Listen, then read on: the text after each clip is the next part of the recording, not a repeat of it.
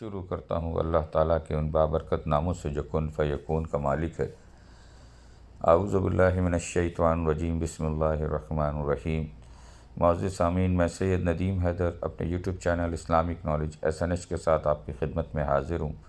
آج آپ لوگوں کے لیے جو ویڈیو پیش کرنے جا رہا ہوں اس کا تعلق سورہ النحل کی آیت نمبر 114 سے 117 تک سے ہے۔ اس میں اللہ تعالیٰ فرماتے ہیں کہ جو حلال و پاکیزہ چیزیں تمہیں رزق کے طور پر دی ہیں انہیں کھاؤ اور اللہ کی نعمتوں کا شکر ادا کرو۔ آئیے آگے ویڈیو کی طرف چلتے ہیں اور دیکھتے ہیں کہ ان آیتوں میں مزید کیا باتیں بیان کی گئی ہیں۔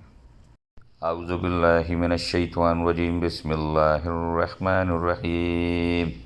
فَكُلُوا مِمَّا رَزَقَكُمُ اللَّهُ حَلَالًا طَيِّبًا وَاشْكُرُوا نِعْمَتَ اللَّهِ إِن كُنتُمْ إِيَّاهُ تَعْبُدُونَ۔ لہٰذا اللہ نے جو حلال پاکیزہ چیزیں تمہیں رزق کے طور پر دی ہیں انہیں کھاؤ اور اللہ کی نعمتوں کا شکر ادا کرو اگر تم واقعی اسی کی عبادت کرتے ہو۔ انما حرم علیکم المیتۃ والدم ولحم الخنزیر وما اہل لغیر اللہ بہ فمن اضطر غیر باغ ولا عاد فإن اللہ غفور رحیم۔ اس نے تو تمہارے لیے بس مردار خون، خنزیر کا گوشت اور وہ جانور حرام کیا ہے جس پر اللہ کے سوا کسی اور کا نام پکارا گیا ہو۔ البتہ جو شخص بھوک سے بالکل بے تاب ہو، لذت حاصل کرنے کے لیے نہ کھائے اور ضرورت کے حد سے آگے نہ بڑھے تو اللہ بہت بخشنے والا بڑا مہربان ہے۔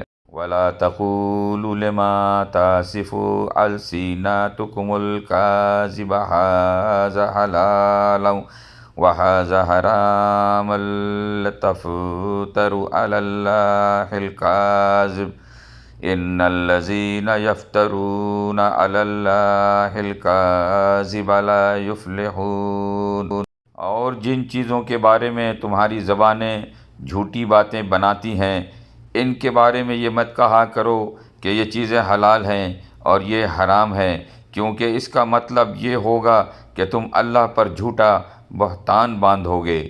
یقین جانو کہ جو لوگ اللہ پر جھوٹا بہتان باندھتے ہیں وہ فلاح نہیں پاتے۔ متاع قلیل ولہم عذاب علیم۔ دنیا میں انہیں جو عیش حاصل ہے وہ بہت تھوڑا سا ہے اور ان کے لیے دردناک عذاب تیار ہے۔